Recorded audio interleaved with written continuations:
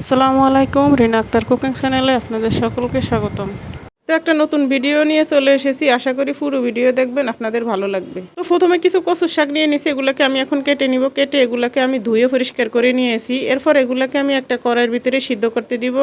তো কড়াইয়ের ভিতরে নিয়ে একটু পানি দিয়ে আমি একটা ঢাকনা দিয়ে চুলার উপরে বসিয়ে দিলাম। এই যে কিছুক্ষণ পর বলক উঠে গেছে, এটা ঢাকনাটা তুলে আমি এটাকে সুন্দর করে লাড়িয়ে দিব। তো আমি সিদ্ধ করার সাথে একটু হলুদ আর একটু কাঁচামরিচ আর একটু পেঁয়াজ সব কিছু দিয়ে আমি একসাথে সুন্দর করে লাড়িয়ে দিব।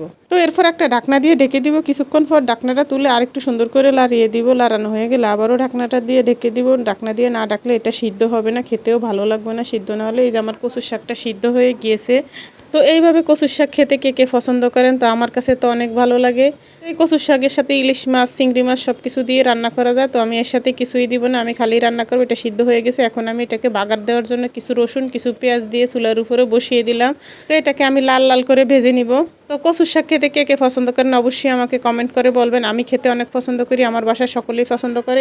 এটা ভাজা হয়ে গিয়েছে, এখন আমি এটাকে কচুর শাকের সঙ্গে একসাথে মিক্স করে নিব। পর্যায়ে এসে আমি চুলার আঁচটা কমিয়ে দিব।